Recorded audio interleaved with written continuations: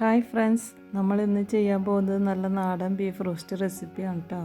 അതിനുവേണ്ടി കഴുകി കുക്കറിലേക്ക് എടുത്തു വെച്ച ബീഫിലേക്ക് പാകത്തിന് ഉപ്പിട്ട് അതിന് ശേഷം ഓരോ സ്പൂൺ മഞ്ഞൾപ്പൊടിയും പിന്നെ 2 സ്പൂൺ മുളക് പൊടി 2 സ്പൂൺ മല്ലിപ്പൊടി ഇട്ട് നന്നായി ബീഫിലേക്ക് ഇളക്കി മറിച്ച് അതിന് ശേഷം 1 ടേബിൾ സ്പൂൺ വെളിച്ചെണ്ണ ഒഴിച്ച് പാകത്തിന് കറിവേപ്പിലൊക്കെ ഇട്ട് നമുക്ക് നന്നായി മിക്സ് ചെയ്ത് നമുക്ക് കുക്കറിൽ അടച്ച് വെച്ച് 8 വിസിൽ വരെ വരുന്നവരെ നമുക്ക് വേവിക്കാം കേട്ടോ.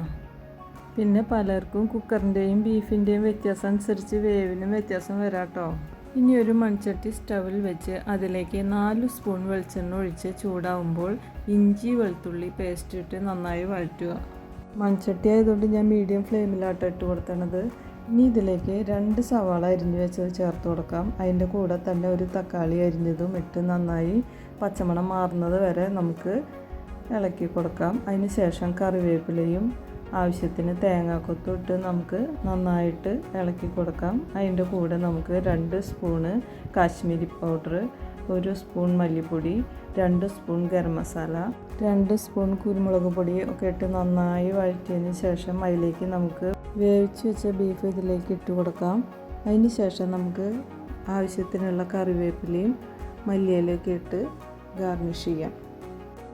പത്തിരി, ചപ്പാത്തി, പൊറോട്ടയുടെയൊക്കെ ബെസ്റ്റ് കോമ്പിനേഷനാട്ടോ ഇത്. നിങ്ങളും ട്രൈ ചെയ്ത് നോക്കണേ.